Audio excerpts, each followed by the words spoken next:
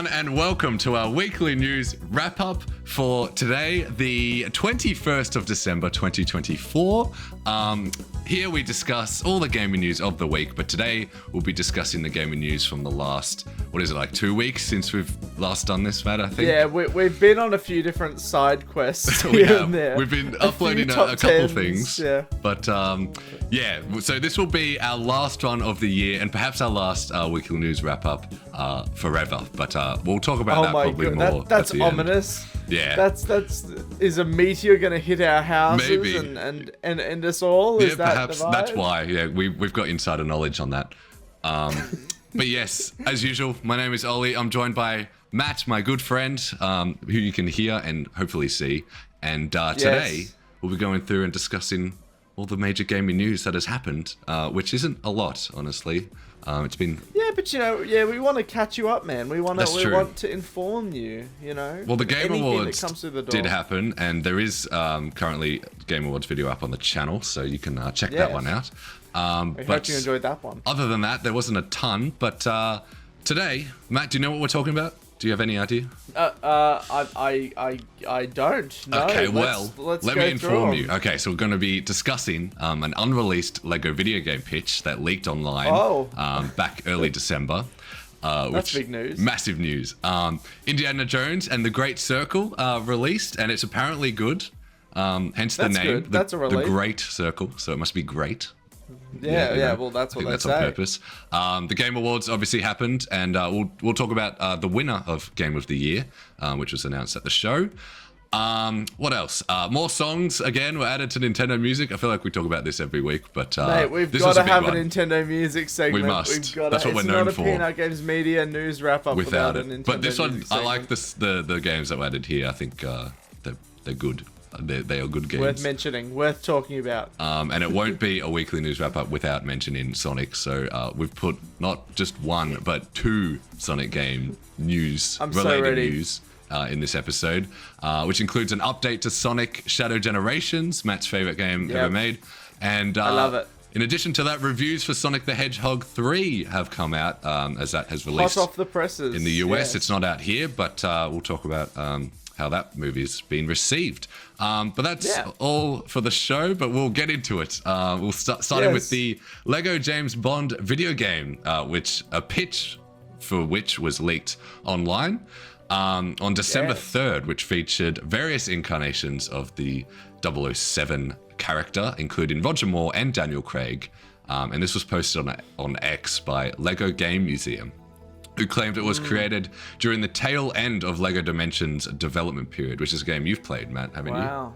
Yeah, I love LEGO. Like this, so that means this was the 2016-17 roughly period? Yeah. And looking at the trailer, it definitely looks like that era of LEGO game, because they changed it up a bit with the new LEGO Star Wars Skywalker Saga. That was a bit of a different sort of game different to gameplay. This one looks like vibe. your classic Traveler's Tales LEGO game. Yeah.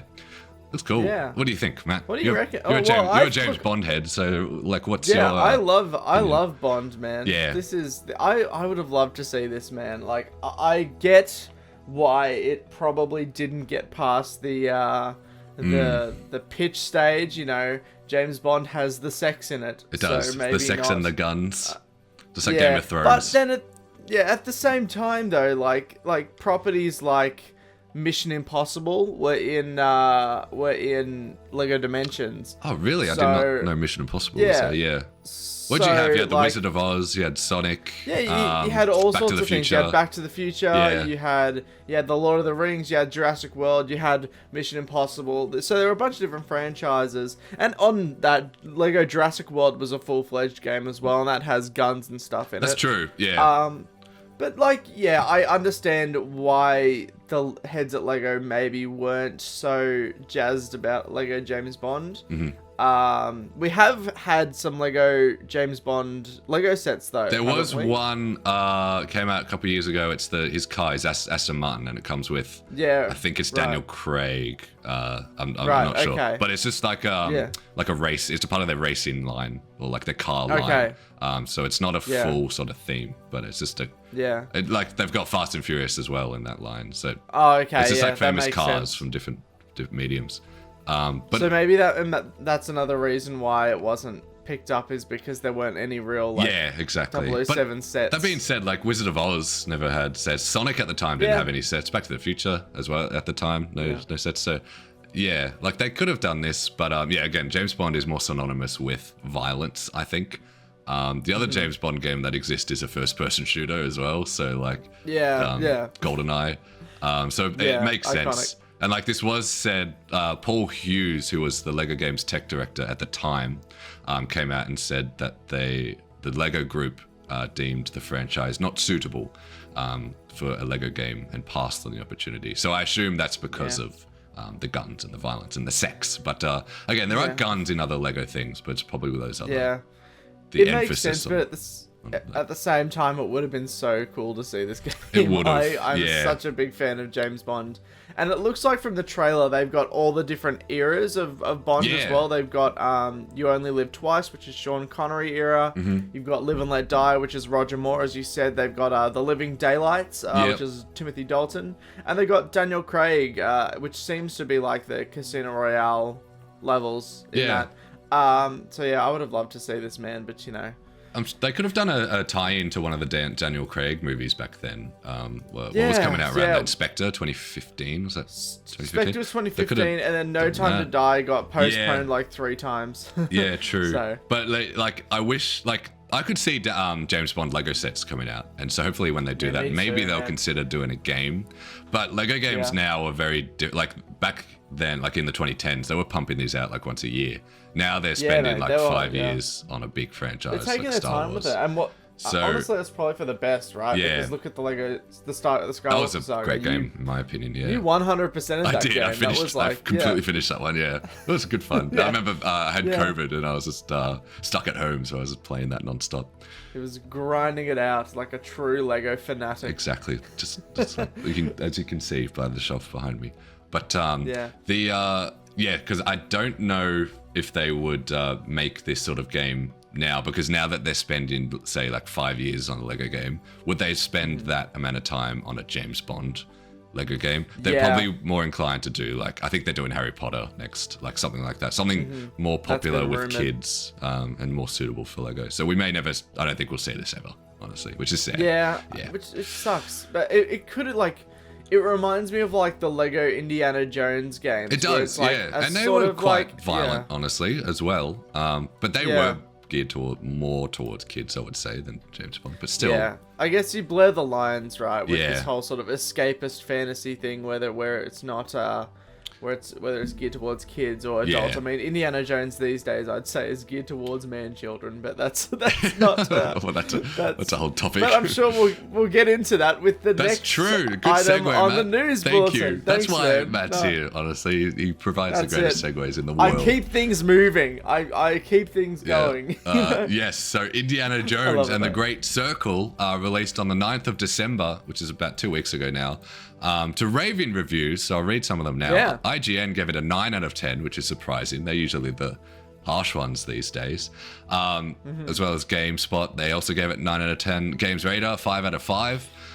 It currently sits at an 86 on Metacritic, which is actually huge. Like if you look at the games, for 86 for and above, Metacritic, you're looking at like your Zeldas almost. Like they're all sort of in the top 90s. Naughty Dog, Zelda, and Indiana Jones. Indiana Jones and the Great Circle. And this was developed. I don't love the name, I'll be honest. Sorry, a quick tangent. What do you think of Dial of Destiny as well? Like, what do you think of the recent Indiana Jones titles? Look, man, I just think it's a bit sad, you know? like the name is a bit sad? Well, just the whole film is a bit sad. Oh, yeah, but like just the name on its own, though.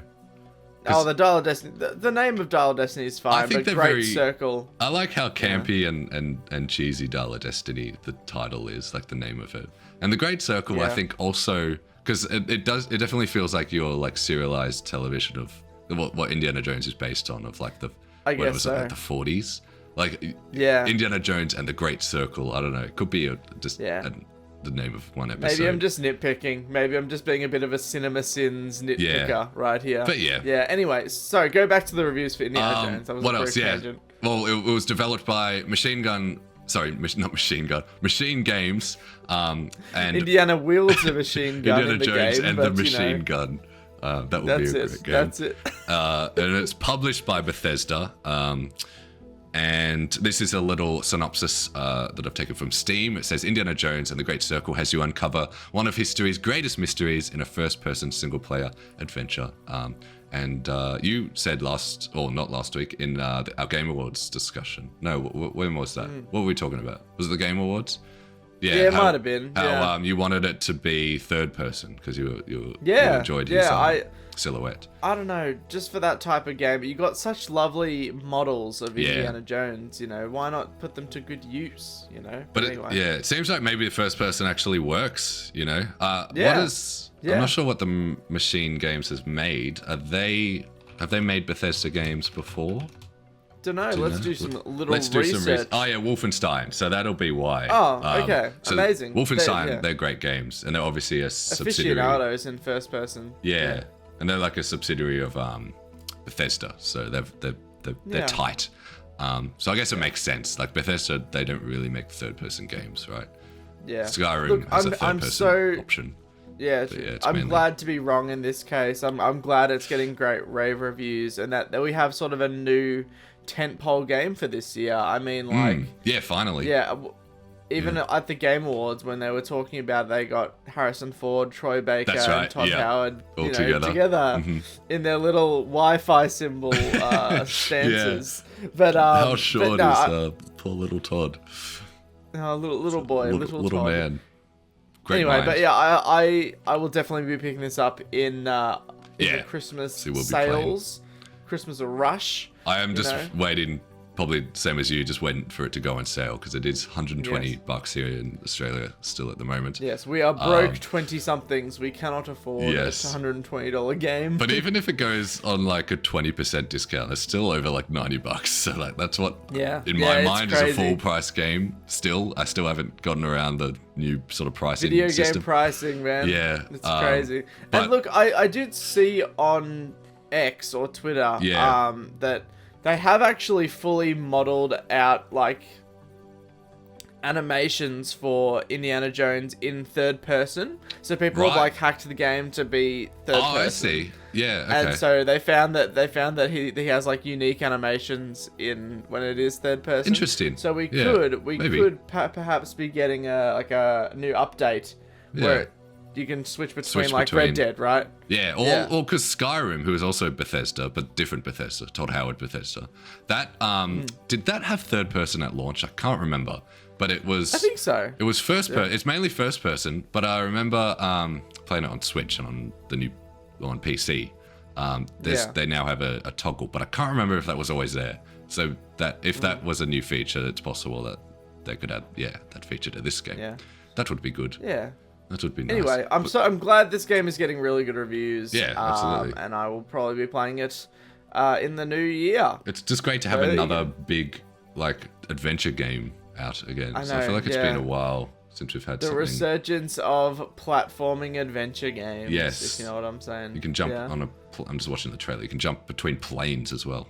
How great! Yeah, you can use your whip and shoot people and fight people and listen to Troy Baker's lovely voice. He's great, actually. And Harrison Ford seems really pleased at the Game Awards by his performance. He actually sounded like he didn't want to leave. I know, yeah. It seemed like they got along, which is great. I love seeing Harrison Ford just at things he shouldn't care about, but he just shows up. It's like the new Captain America movie. He's just being dragged along.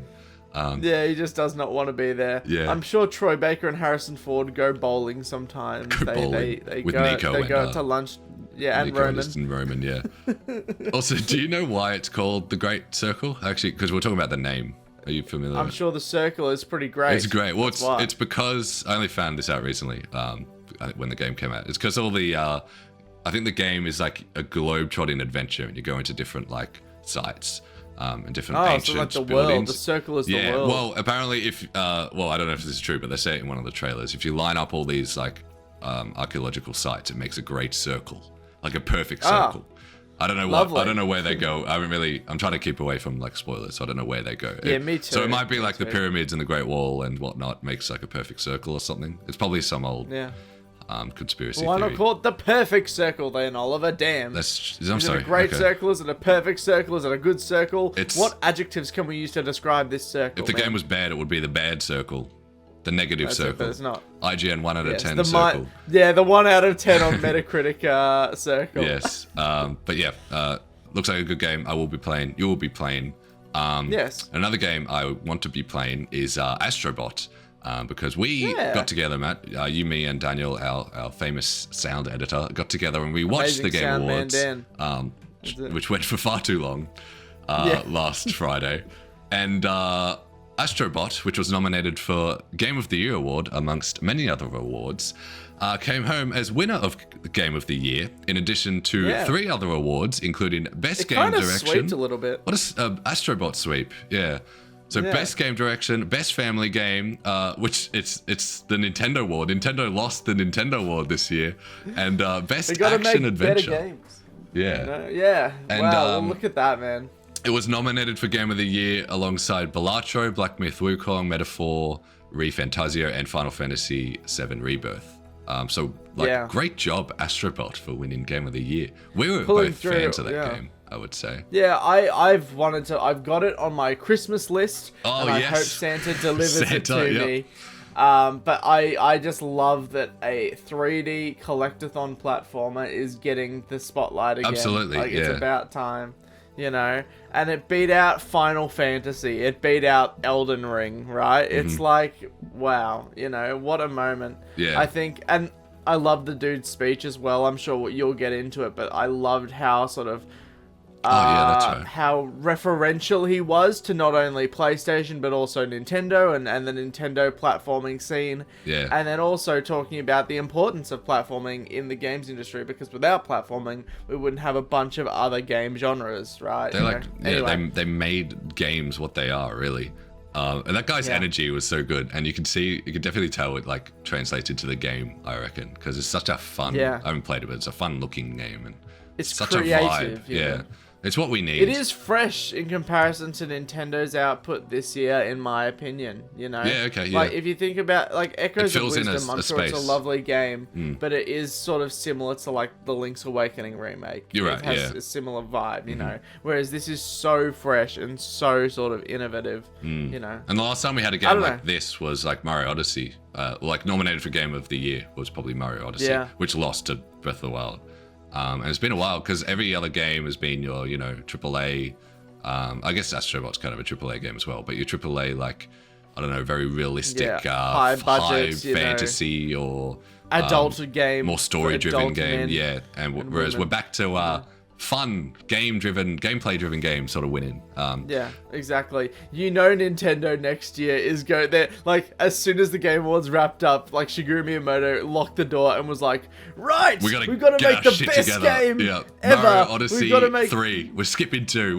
We gotta. Yeah, we're making the best Mario game ever. We can't have Nintendo not lose best family game again. Yes, you know, but I would love, gone. you know, because like Astro Bot had a ton of references to all PlayStation's history and a bunch of other PlayStation games. Imagine a Mario game that's kind of similar.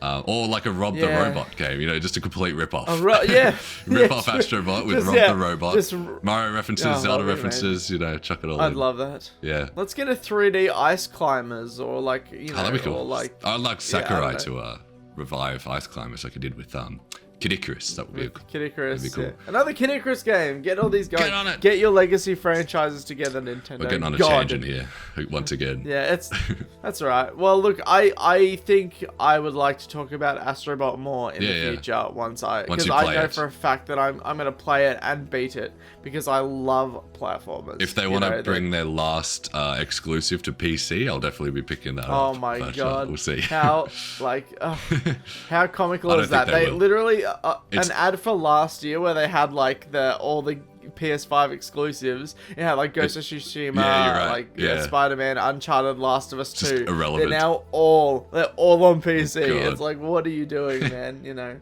But anyway. I don't think it will because it's so PlayStation driven. Like it's got a bunch of just PlayStation stuff in it. It wouldn't really make sense on PC. Although now that those games are on PC, now it might. But who knows? But like, speaking of the Game Awards, Matt, what was your like favorite moment? Because we spoke about the reveals, the gaming reveals during the week in another video. So what, like, other than that, what else did you love about the Game Awards?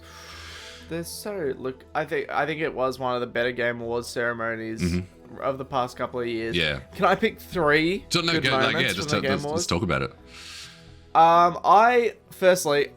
Everyone's hating it on Twitter, but I actually loved the Stadler and Waldorf asides, like for the Muppets. Absolutely. Yeah. No, I think everyone I thought loved they that. were funny. Have you seen hate for that? I feel like well, you know, I've seen mixed opinions on it on I thought X, that was but, absolutely you know, one of the best bits. I thought it was funny, man, and like the Hideo Kojima thing, I thought that was funny. How they like made a joke about Jeff Keighley sucking up to Hideo Kojima. Does he know he's your friend? Yeah. Yeah, that was amazing. I loved that. And it showed that they're self-aware about what some people think of the Game Awards. Right? Yeah, absolutely. Absolutely, because they're talking about the runtime, the Jeff Keighley selling out just for like ads and whatnot. Because remember that AI game, like Catley? I feel like he just took the money for that and just didn't really. No one looked at what it was. Yeah, no one checked it. No just quality an AI assurance trash. at all. Yeah. Man, yeah.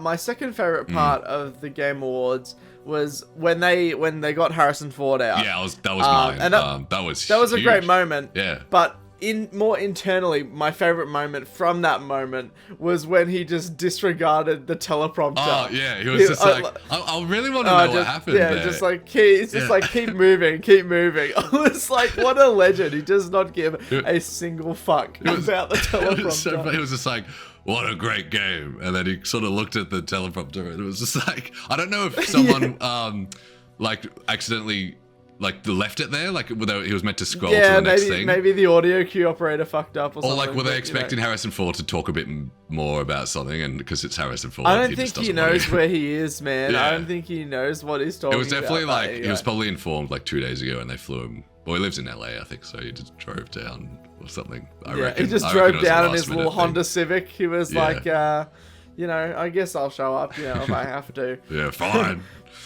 Fine, I guess so. But like, he genuinely, compared to like something like Star Wars, he genuinely seemed happy to be there because he loves Indiana Jones. He definitely has no idea about the game or like the games industry at all. But like, I think seeing himself Indiana Jones and the amount of passion, more passionate about it. He definitely saw that there was a lot of effort in it, and when people go nuts for him, I think he likes that. I think he likes a big crowd going nuts for Indiana Jones.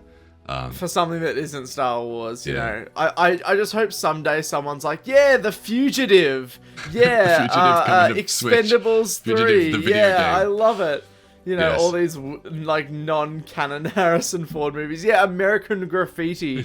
I love that. Yes, go Harrison. Yeah. But yeah, my obviously being a Sonic fan, my third favorite part of the Game Awards was the Sonic Racing Crossworlds reveal. Crossworlds, that's right. We did kind of skip over it in our other video, but yeah, I'm excited for that. I love that. Yeah, it's gonna be so fun. I hope they bring Sonic Riders mechanics into it on top of the Sonic Racing. Okay. I'm going on a tangent. I'm a Sonic fan. Yeah. Disregard me. Okay. Yeah, go off, King. What were your favorite moments, Oliver? Well, just on Sonic Racing, like I love kart races. Like my favorite game ever is Mario Kart 8, and I want more kart races. So the last Sonic game, remind me, was it any good? I remember it on Switch. Team I thought Sonic it looked okay. Racing. It was okay. It wasn't as good as the other Sonic Racing games, but it was definitely sort of, you know, on the level. And I remember also on Switch there was like Cars 3, the video game, which wasn't very good. Oh, that's I'm trying great. to think of more. Driven to Win, my favorite game of all time. Yeah. You know? I'm trying to think what else in terms of kart racing. Lego made a kart racing game, which is alright. But I think you're forgetting about Garfield Kart. Okay, I don't think I even know about Garfield Kart. It's the best kart racer of all time. When was that? Garfield in Kart. recent years? It doesn't matter. Okay. It's irrelevant. It's just for all time. It's just always releasing. For all time.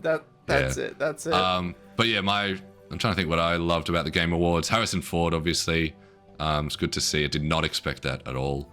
But honestly, I was just thinking more about just how long it was. I didn't love. I remember watching it with you, and I didn't love it at the time. And I was actually thinking this might be one of the worst ones in recent years. But then after like sitting back And and, then you looking at realize the that announcements. Twitter would kill you. Who? Jeff Keighley. Twitter. Oh, yeah, Twitter. Jeff Keighley would, Sorry. Twitter Yeah. would. Everyone would kill you if Everyone you said would that. kill So me. you're like, this is actually the best Game Awards. But but then looking online, like what other people were thinking, and then actually looking at the reveals and then comparing them to previous years, it actually overall was a really good show, I would say. Yeah. But I think because the new Naughty Dog game, right? You know? New Naughty Dog game. We did talk about a lot of this. Witcher 4. And Elden Ring was pretty big. Yeah, so a lot of good stuff there.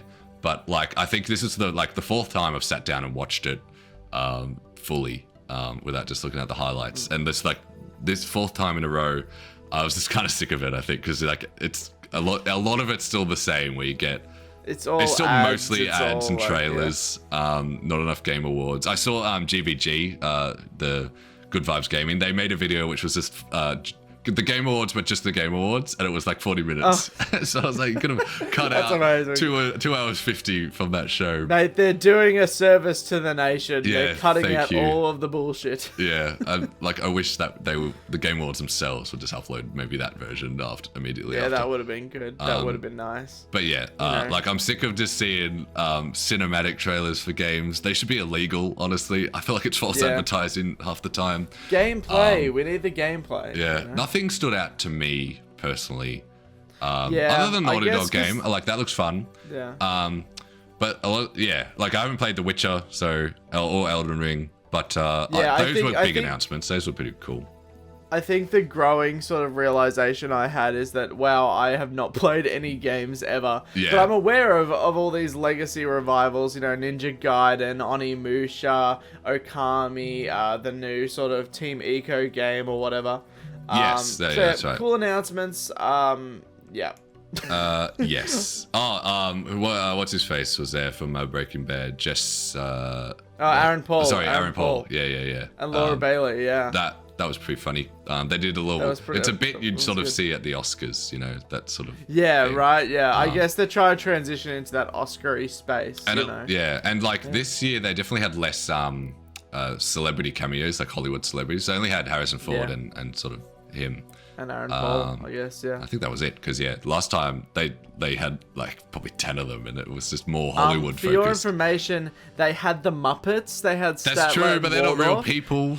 They're cartoon characters. Physical cartoon characters. Puppets. Okay. They're real. Sorry, they're real to Matt. They're real to Matt. Yeah. Okay. Yes, and they didn't also have the countdown this time. Remember they said please wrap it up last year? That was abolished this time. True. I remember that. But honestly, for the best. That's kind of rude. Yeah, that was really I remember the Tears of the Kingdom one something, and then it was also the Game of the Year. I think they was told to please wrap it up. It was it was what you're there for, and they only got 2 or 3 minutes. They don't tell the ad companies to wrap it up when they're advertising G Fuel. They don't tell bloody Imagine Dragons to wrap it up when they're doing their arcane musical number. That was good though. So it's okay. No, I have opinions on that, but anyway. Right. Let's another year, another Game Awards. It was lovely. There'll be another and another and another. But they're sure getting better, Jeff which Keighley is is smiling. They're figuring it out. Yeah. Let's talk about another little news. We've talked about this every week, it is Nintendo Music, and it got some new songs added to Nintendo Music.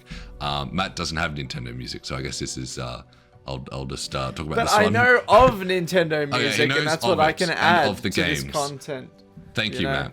But the soundtrack from Splatoon 2, along with its DLC Octo expansion, were added to Nintendo Music on the 3rd of December, as well as Rave Race 64 on the 10th, and then tracks from The Legend of Zelda Skyward Sword on the 17th. And normally we didn't bring up Wave Race 64 last time, but because of Zelda and Splatoon 2, I thought these were big games, and I wanted to just mention those. Yeah, you wanted Splatoon 2's music, didn't you? Yeah, well, because in the trailer, in the original Nintendo Music trailer, they had the picture of Splatoon. They said more music or more soundtracks were coming, and had Splatoon 2, Skyward Sword. And now I think everything from that trailer's out, or at least the big things from that trailer's out. So that's why I just wanted to bring it up this week, because now it's got a good library now, I think. Now it's to the point where like when it first came out, I'd sort of listen to a game soundtrack that I've listened to like a million times before for maybe like a week, and then I'd sort of put it down. Now I feel like there's enough soundtracks on here where I can sort of listen to it whenever I want. Yeah, like, I it's can sort of a jump. There's enough substantial, variety. you know. Yeah, I can jump between. Yeah. And that's great. Yeah, Octo Expansion has some amazing music. It's one of my favorite Nintendo DLCs, I think. It's what it did to Splatoon 2. Like, Splatoon 2 single player wasn't amazing. It was sort of more of the same from Splatoon 1, but it was still pretty good.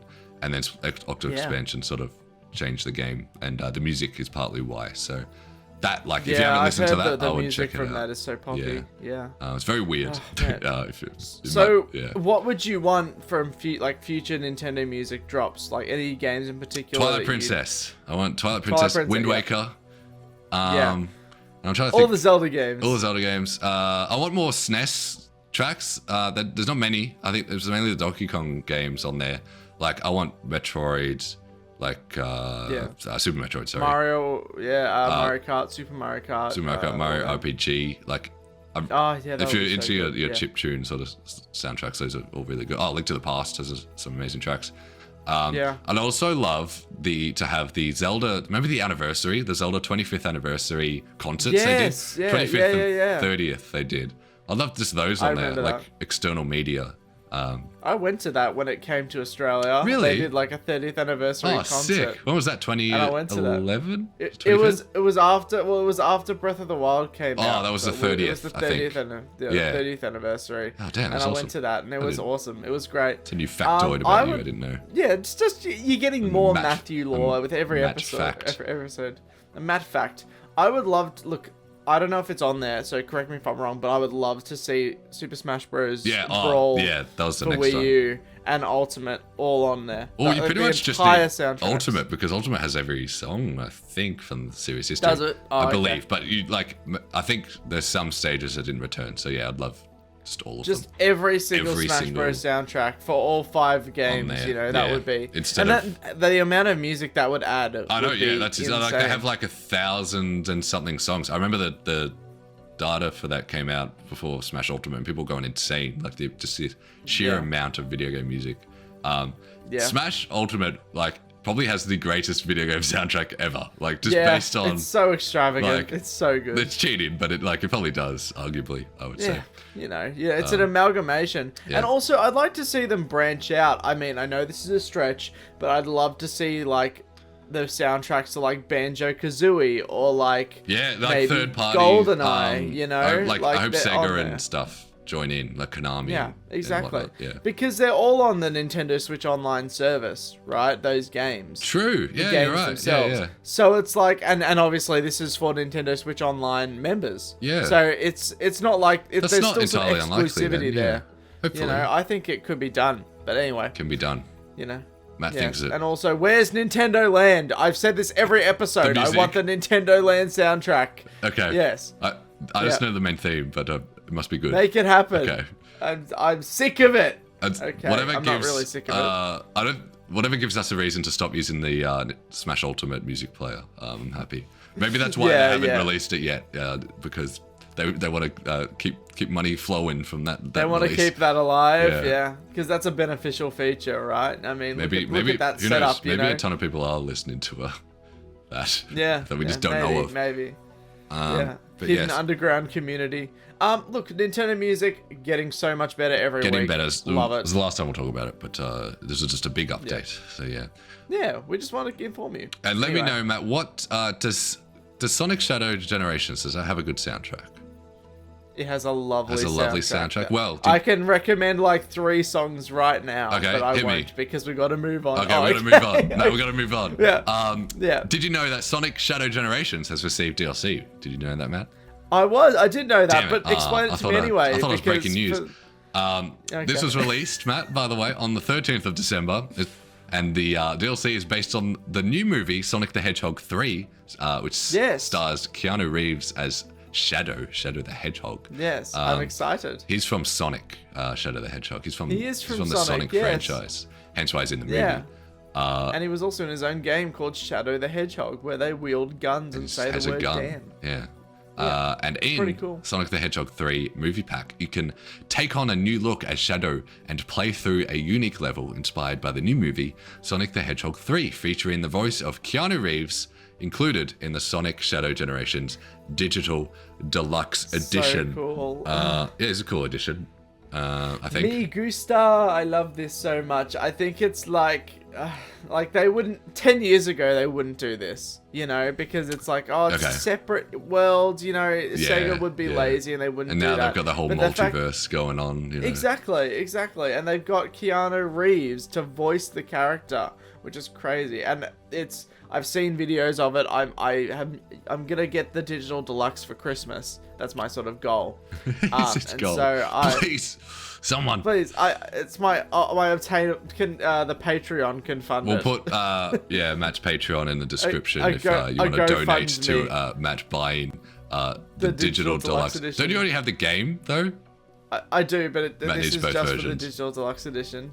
So it's an add-on. Oh, it's an add-on. Oh, okay. Yeah, it's like a DLC. Yeah. Cool. And apparently this level is very cinematic. Like it has all the fixings of the original Sonic X Shadow Gen. It's got the source from the original Shadow Generations game. And I love Shadow's model as well. It's so like it's inspired by the film, you know, so it's more realistic and has fur and all that type of thing. It's got fur. He's a furry little. Well, he's a. Shouldn't he have spikes? He's a hedgehog. He does have spikes. I wouldn't call him furry. Spikes on him. You know, but I don't know. This is a weird world, so I don't know. Yeah, I've heard some critiques that maybe Keanu is a little bit wooden as Shadow, but again, that's just Keanu I think that's Reeves. Sort of his acting. Yeah, you gotta, that's his thing. Yeah, you know, you gotta get used to it. I think. Yeah, I love it. But it's a great extension of the original Sonic Shadow Generations game, which has already like sold multiple million copies. Multiple million. Yeah, I think so. So yeah, I love this, and it is a great tie into the Sonic 3 movie. It is, perfect timing on their part. Yeah. But yeah, this content costs $8.96 Australian, a really, really specific and weird price. If you just if you're just getting the Shadow pack. I don't know how much the Shadow level, your Christmas one costs yet, but this is available now to purchase. Or if you, again, we mentioned if you have the digital deluxe version of the game, you should have that ready to install. Yeah, mate, just install it. Just give it a little install and give it a little play. Apparently. It is a long stage as well. It's not like a 1 minute, you know. This is pretty cheap. Run down a straight line, you know. Like $8.96. Apparently it's like 5 or 6 minutes. You know? Yeah. For these days, like it's probably $8.96. Probably a little dear for one level and one character, but these days this is not bad. This is a pretty good deal. In this bloody economy, you know, and also Sonic fans will buy fucking anything. I know, so you know, it's I would, just like, you know. I would pay this if I was a fan, but I hate Sonic, so. That's all right. That's what makes our dynamic so lovely, it's Oliver. The best. You mentioned Keanu Reeves acting in this video game. Is his acting in the movie any good, Matt? Because the Sonic the Hedgehog 3 movie reviews are out because the movie released a couple of days ago in the US. Sorry, I did that horribly. Yes. But yes, that was my segue. Yes, that's okay. But yes, all the reviews point to this being sort of the best in the trilogy. We've had two films previously. It has an 86% on Rotten Tomatoes, which is huge. It's amazing. Is that the same as Indiana Jones? Oh, 86. Indiana Jones got an 86 on Metacritic, so that's it. Everything's getting 86s. And great minds think alike. You know? And Rotten Tomatoes now has the popcorn meter, which is where it's like Letterboxd, where anyone can sort of review. You just the audience review, I think, or it's different to audience score somehow. I don't know how. But it's 98% on that, so I think love that. All the Sonic fans have clearly been all the Sonic fans turned love up, it, you know. And I've got my tickets booked for the film. It comes out on Boxing Day, you know, Australia, 26. So it comes out a week from now. Yeah, so we'll have to wait. We usually get films earlier than the rest of the world for some reason. I don't know why. Time zones, even days earlier. We get to spoil like the Avengers and whatnot. Everything, literally everything. Right. But I'm excited for this movie. Imagine imagine a universe where the first film got cancelled after that awful design. Or yeah, he just had trailer. that design and it never got a sequel or something. Yeah. Like, what would the state of video game movies look like in that case? You know, because it feels like, say for a few examples like Borderlands and stuff like that, we've been getting some really great video game adaptations. Like TV shows especially. Not Halo. They're like, it's like, it feels like your early like comic book movie era where you had your really good ones, really bad ones. Because we've got like a whole spectrum. We've got The Last of Us, like A+, and then we've got Borderlands, and then we've got sort of the Mario movie, which is pretty good, and then we've got like the Halo TV show, which is really bad, and stuff like that. So I it's guess like, some people have cottoned on, and some people just don't know what to do with video game movies. But like, I'm just glad that the Sonic movies are some of the best video game movies and the highest grossing as well. And they each get better, right? I haven't seen 2, but I saw 1 and it was like, it was alright. But then I remember it set up, because it didn't really use like Green Hill Zone, like it didn't use a bunch of Sonic stuff in it, because it was your fish out of water. I think that was a holdover from the old sort of style of like, oh, we gotta introduce the newbies to Sonic who don't know what the hell it is. That's why it reminds me of early comic book movies as well, how they were sort of a bit shy to sort of go all in their sort of weird worlds and costumes and characters. Absolutely. And then now they're sort of two's done well. They're comfortable, And they're getting into the lore, and they're getting it, because like these games, it's like Mario and Sonic especially, they have such deep lore that is going sort of untapped, and you can amend it for film and it'll be just as effective. I mean, Sonic 3 takes some of the lore from Sonic Adventure 2, like the Shadow backstory and all that type of thing, which is compelling for a film, and I think it's paid off with these reviews, right? People are like, this is a great adaptation. Yes, you know? it is. I don't know. It's got like a 3.7 on Letterboxd. IGN gave it a 6 out of 10. So, but that's IGN. And also, like, they gave Sonic Shadow Generations a 9, and they were like, "We gave you your 9, damn it. We're never going to do this again." But also, like, it's a kids' film, I'd say, and like IGN, they've got the same ranking system for every film. So, like, obviously, Sonic 3 films wouldn't be as good as your, I don't know, as Schindler's List. Yeah, exactly. So, as 12 Years a Slave, as Parasite. Sonic 3 is not on that level, unfortunately, but it's still good. I'm sure it's still good. But yeah, people say it's the best. I cannot wait to see it. IGN said it's got better jokes, better imagery, and 2 inspired comic performances by Jim Carrey, who gives this Sonic sequel an edge over its overly kiddie predecessors. So this one might be a bit darker. And they've got Idris Elba, Keanu Reeves. Like, I remember looking at the red carpet. Ben Schwartz. The red carpet was stacked. and Jim Carrey, obviously. It's amazing. What a great cast. Such a good little hive, of talent in this film. I can't wait to say. But my one question, though, is, Oliver, are you going to see this film as a Sonic hater? I haven't seen Sonic 2 yet, and I know that's the better one. So I've seen Sonic 1 and I half watched it. I might need to rewatch it, and then I'll watch. Yeah, I will see this. I reckon. I think that they're really good now. Yeah, I will catch up. You can watch Sonic 2 without rewatching Sonic 1, I think. Sonic 2 I want to go back to it though, because they're not very long films. Remember when? And again, they're kids films, right? They're nice and easy. Yeah. Remember when Gangsta's Paradise was in the trailer as well? Like, what an era. I remember. Going from that to like imagine. This. Yeah. Imagine if they had just released the first film anyway. Yeah. Or like if it would have killed the franchise. Yeah. Or if we got this same movie but with a shitty Sonic design as well, like that could have happened. Yeah. Yeah. And with this release, they're projecting that the whole franchise will cumulatively have grossed $1 billion. Oh, damn. Which is crazy, considering the reception that the first trailer got. Yeah. Yeah, it's imagine like, telling us back then this will get $1 billion. What a redemption arc, And anyway. Do you think at the end, post-credit scene, do you think, is this the end of the trilogy? I don't know if is this the last? Well, so it was announced yesterday, and this is another little addition to your news bulletin, Oliver. It's taking my job. That Sonic 4 has been greenlit, and they're going to release it in 2027, I think. Do you think we'll get to the point where it's like no humans at all, and we'll get just Sonic characters? I don't think so, because they've got it. Firstly, they've established these characters as like they're John part Marston, of the universe. Right, his character, yeah. they've established them as like, this is the Sonic crew. You got Sonic, Tails, Knuckles, then you got the human characters Tom and Maddie. But like, I feel like they won't. I feel like we will transition to maybe more game worlds. Maybe, but keep the human characters, especially considering the games that they're adapting, like Sonic Adventure 2. They have human characters in the game. That's right. Yeah, because I'm not entirely familiar, but yeah, you're right. They do have some, and that's set on Earth, right? Those games. Yeah, okay. Sort of, and Earth adjacent. It gets so nerdy and no one cares, right, but you know, emeralds and rings and yes, but it's better than the Mario movie. Damn, yeah, it probably is. But speaking of which, do you think post-credit scene, maybe like a portal opens one of the rings because they're portals in the movies.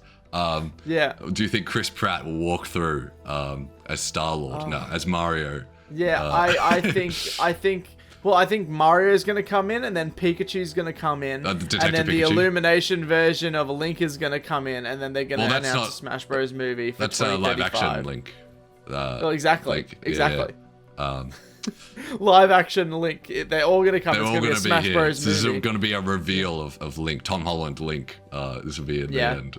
It'll be amazing. I'm really looking forward to it. Okay. But in all seriousness, I feel like it's genuinely possible. Yeah, we'll get.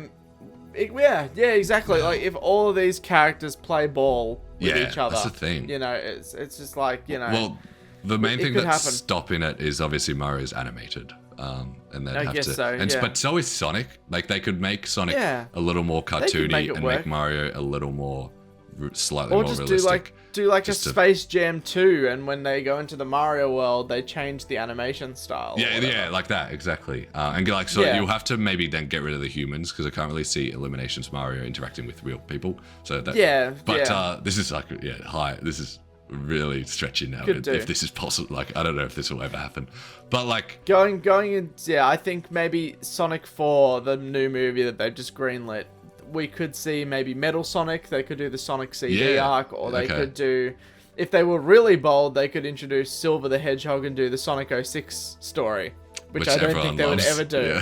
Everyone loves that story, of course. But there's so many different, or they could just do their own thing. Or just Sonic's landed in Hyrule and he's got to save Daisy, and Samus is alongside him. You know what? That you make that joke, but that sounds exactly like the Subspace Emissary. Though. Pretty much Subspace Emissary 2. They should call it that if they made a Smash movie. Just call it Subspace Emissary. But Nintendo and Sega, they've played ball with the games. Exactly, the Olympic Games, man. We've had crazy crossovers in films. Like Sony played ball with Marvel Studios. They gave them Spider-Man, right? We've had things like this before. It's not impossible, I would say. I mean, look at Who Framed Roger Rabbit. You know, that old movie where they had like a bunch Mickey of Disney characters and Donald in there. Duck That was nuts. And Warner Bros as well. They collaborated. And the new Chip and Dale film from a couple of years ago that had Ugly Sonic. Remember? He made his official So that's debut Disney, Disney made. That was a Disney film. Disney. Yeah, Disney, right? So it's like, Yeah, so maybe even a cameo from a Nintendo character. And it would make like $1 billion. If they did, and they just split the funds or something. I don't know how this works. They have a ton of lawyers anyway. Nintendo's got probably way more lawyers for the amount of lawsuits they put up. Yes, they've got more lawsuits out than released games. Yes, but that's it for the news for the last 2 or 3 weeks. That was that's it. It's December. It's the end of the year. That's just sort of what it's like. Yeah, they're winding down. Everyone's going home. They're too busy to talk about holidays. Games. Anyway, but no, a good amount of news, I reckon. Yeah. Are you going to be seeing Sonic on Boxing Day, Matt? You don't have family plans? Yes, I am. Or you're ditching your family plans? I'm ditching my family. To see Sonic 3, To see Sonic. That my love for this blue rat is too strong. I think I'm actually seeing it with my brother, which would be a nice little wholesome moment. Lovely. Yeah. Okay. Thanks for my invite. And you're more than welcome to come along, Oliver. The beanbag. Wrecked.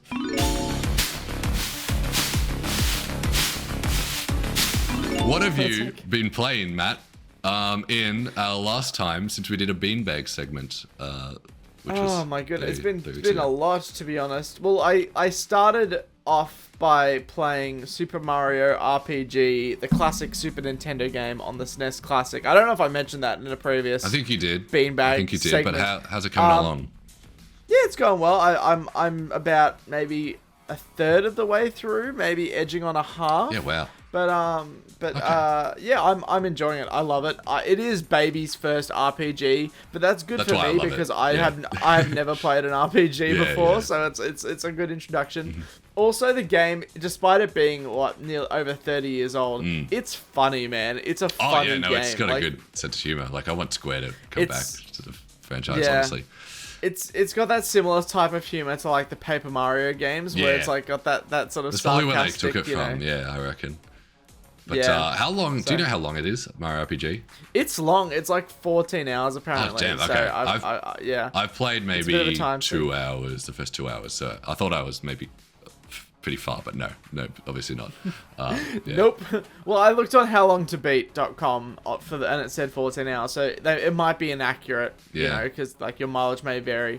But yeah, I'm enjoying it. I'm really enjoying it. I'm gonna keep a soundtrack on. I'd love for Nintendo music. Is Mario RPG. What's the Woods? The Woods song. Yeah, that one. Hey, you can't sing it. We'll get sued. Oh yeah, true. But do you know what it's called? Shigeru Miyamoto bursts in. But that song, I remember hearing that before I ever played the game, and it's such a nostalgic sound. I don't know what about that song. Yeah, it's such a lovely song. It's like the aquatic ambience in Donkey Kong Country. It's typical of that Super Nintendo sound. That it just makes me nostalgic for an era I didn't exist in. Yeah. What I love about I'm currently playing Mario RPG on my SNES Classic. Lovely. So it's like you get the controller. original classics. You get the controller. You get the vibes. Yeah. Exactly. It's just delicious. It's yum. Oh, do you have your 64 controller with you, Matt? Matt just bought it. Get it, Matt. Show the camera. Hold on. Fuck. There it is. Yeah, shut that door. Right. There you go. Here it is. There it is. I got it. Yeah, Matt. It's reversed. You purchased a new 64 controller for the Switch. Damn, they look great. They are really good. It's so awesome, man. I just love it. I love it. I'm gonna use it with all of my N64 games that I can play, which is like 20 of them because Nintendo doesn't upgrade their, whatever's. Anyway. Yes. But yes. There what were we go. talking about? Mario RPG. And classic controllers. I finished Mirror's Edge Catalyst. I've been playing it for like a month. Okay. I think we talked about it last time. I just started it last time. What's your overall perspective of the game? When I started it and we spoke about it, I said I really liked it because the gameplay is pretty much the exact same as Mirror's Edge. They didn't like touch it at all, other than there's a new like grapple mechanic, but you unlock that later. So when the game starts, it's pretty much the same thing. The main difference is the world, right? So Mirror's Edge previously was based. You had a bunch of levels, and you just play through the game. Yeah. Linearly, is that the word? And then this one, that's the one. They tried to tackle an open world, and at first it was all right. It was pretty cool, but then it's just very long. Well, if you run through the story, it's not a very long game, but there is so much stuff in the world, but nothing, no diversity. It's all one of three things. You can find collectibles, which are like these little microchips you find everywhere. I can't remember why you're collecting them for the story, but there's like a ton of them, like everywhere, and they're boring. Yeah. Like you just pick them up, and it's like there's a little animation, and then it's like 1 of 30 Ubisoft in this area, you know? and I'm like, why? What am I doing this for? But what's the benefit? It's not even like fun to like pick them up. It doesn't even make a satisfying sound or anything. It's just it's annoying. Like, why am I playing? Yeah. And then like the world is pretty good. It looks pretty. It's a good looking game. But like there's a lot of backtracking over sections, and like too much. And because the world, it's big, it's sprawling, but it's sort of disguised. It's like a sort of linear paths, but that are disguised almost. And you've got sections. Yeah. And to get from one section to another, you have to go through a linear path, and you go through those paths so much that it just gets boring and boring. There is fast travel, Yeah. but I just don't want to really do that in video games. Yeah, that was one of the big problems apparently with Yeah. Catalyst, is that there's a lot to collect, but you don't really see any benefit No, to yeah, it. not It at just all. becomes monotonous and boring and that But type what of I thing. did love is that there are specific segments, there are levels in the game that are specific story-driven segments that you only access for levels, similar to the first game. So there's like a level set in the construction site, and you got to climb it up, and that's like a linear section, like your classic Mirror's Edge. And there's another section at the end of the game where there's like a building collapsing, and you got to climb it while it's collapsing, stuff like that.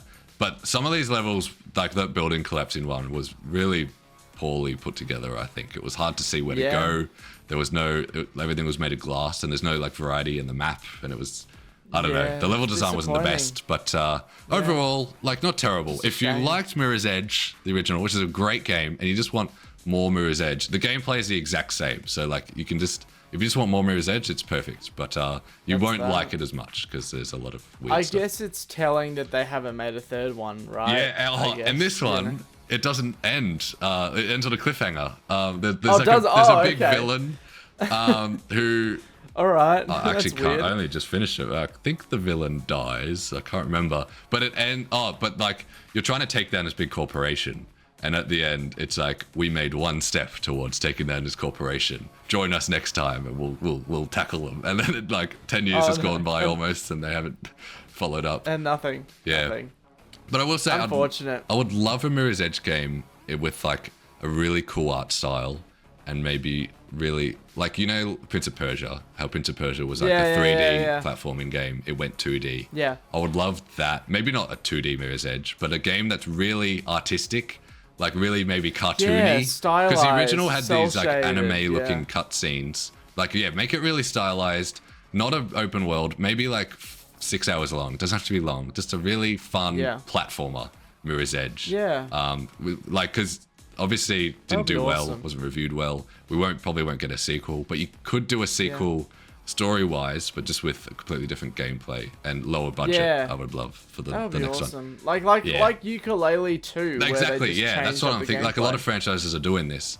But like I wouldn't say because that was also a platformer, 2D platformer. Sorry, I wouldn't say a 2D platformer because I loved the Mirror's Edge gameplay, but visually stylized and smaller and tighter will be fun. Yeah. Maybe like hugely exaggerated jumps because Mirror's Edge is very grounded, right? Like you can only jump like a foot, and you have to roll at every layer. That's why it's so fun. But I'd love a Mirror's Edge that's like really just like silly and like you're jumping like 10 feet in the air instead. Maybe you've got like jetpacks. I don't know, something exaggerated and cartoony. I think would be fun. Mate, make the game. Make a spiritual successor. Yeah, do it. Do it.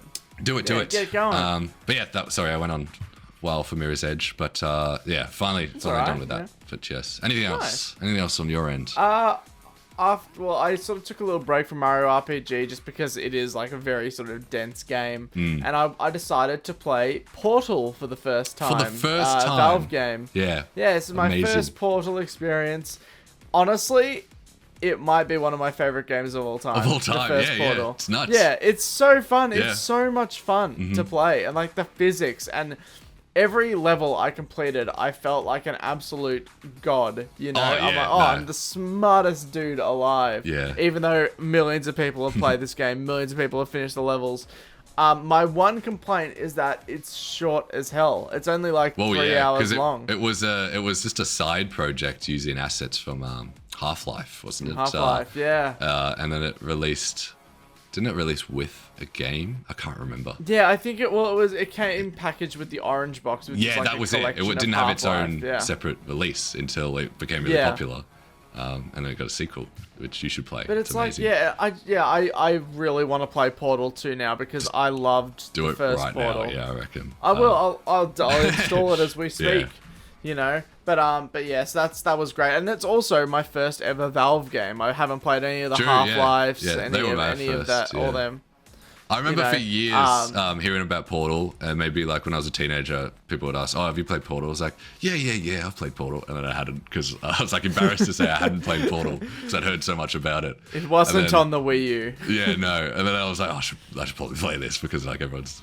I've heard about this my whole life, and I did. Everyone's raving about it, you know. But they're so different games, Portal 1 and 2. Portal 1's just like a simple... Really? You'll find out, but it's like a simple, puzzle game. And then Portal 2 is like really cinematic and big and still got the puzzles, but like it's very story driven, and you're not in like a labyrinth in Portal 1. Portal 2, it starts in a labyrinth, but it's like falling apart. So you go outside. Yeah. It's like a whole thing. You'll see it. But, right. I'll have to. I love the ending. I love them the exact same. 1. Like I love the simplicity of Portal 1, and then Portal 2. I love where they take the franchise. So I don't know which I prefer. Plus, Portal 2 has Stephen Merchant. Stephen Merchant. So tip that over the edge. J.K. Simmons. J.K. Simmons is in it. Yeah. So good. I can't wait to play this now. I'm excited. Some of my favorite jokes are in Portal 2. I love the sense of humor as well. I love it. You might have to start playing it again. I might, yeah. Yes. What have you got? Anything else on the beanbag that you've been playing, or that we've been playing? We were talking about this last time. Supermarket Together, the funny little indie game. It's gotten a few updates. Yeah. I think it's really popular. Yeah, man. I'm not really in the. It's pretty big. I haven't really been following what's happening online, but I think a lot of people are playing this, like Let's Plays and streamers and whatnot. So awesome! I think it's doing really well, but I've just sort of been separate from that, just playing it with playing casually, and Dan and. But we've been doing well. We've been building it up. It's quite big now. Not much more to say. It's a very big supermarket, making lots of money. I think it got an update yesterday, so we might be checking that out. Nice. But yeah, Supermarket Together. It's a fun little multiplayer game. Supermarket with the boys. If you ever want to get a job in a virtual environment, like a 9 to 5, but you get there it is. If you don't want to get paid for it, it's the game for you. It's like GTA Online. Yeah. Just a grind. Oh my god, but better, a million times better. But yeah, I think that's it for the show, Matt. Unless you have another game that you want to mention. Because do I have to do it? But before I beat you to it. Yeah. Snake Pass, amazing game. Matt wanted to get a Snake Pass reference in here. Yeah. Well, because you always, buddy, rabbit on about it. I had to. I had to do a little. It's a great game. I'll show you my Snake Pass tattoo, but I feel like I should not today. I'll show it later. That breaches the terms of service on YouTube. I think. Like a band. Yeah. Yeah. But that's it. That's the beanbag, man. That's the beanbag, and that's the show. Wow. Thanks for listening, guys. Thanks for watching. This will be a lot of great, last weekly news wrap up for the year. And my goodness. The last one ever, I'd say. Wow. We're not disappearing. We're going to have content still on the channel, but this week-to-week sort of show won't continue. But we will definitely we'll definitely do discussions on major news. That's it. We haven't left these stations for months. No, yeah, we've been here. We have to leave. We need to get out. But yeah, no, this was just a fun little thing me and Matt decided to do. I didn't think I'd be doing it every week to the end of the year, but here we are. I mean, this has been a lot of fun. We smashed it out, But yeah, we just got a lot. Thank you for watching as well. Thank you for our 6 viewers or listeners for tuning in. Sometimes week to week. Last time we said we'd see you guys next week, but a month nearly went by, and sorry about that. But we are back today. But this will be this is the finale. This will be the last one. The last one, and we kind of pulled it off. We smashed it. But there'll be more content on this channel. I'm sure that you will be interested in. Some things in the works. By the time this is out, our Game Awards video will be up. I want to do some video essays, so stay tuned for that. Obviously, if there's another big news, we'll do a discussion. Just solely Switch on that. 2. Switch 2 is coming up. Absolutely. Yeah. But yeah, I just want to thank Daniel. He helped out a couple times for our sound. He's a great sound editor, mixer.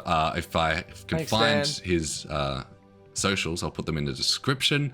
And thank you, Matt, for joining me. This was a lot of fun. Yeah. I had fun getting too. up week to week to talk about our little hobby. That's it. And excitingly, Matt, you have a little documentary out at the moment on your YouTube channel. I do. I can finally link a YouTube channel for you. At last. Well, as one series ends, another must begins. begin. Yes. Talk about it. Yes, I finished a documentary, feature-length documentary on the confusing actions of the Michael Jackson estate. So I basically talk about all of the projects that MJ released after he died. Yeah. Posthumously. So we talk about the This Is It film. We talk about the Michael Jackson Experience video game. Yeah, which is, exactly. So we've got some on crossover brand. there.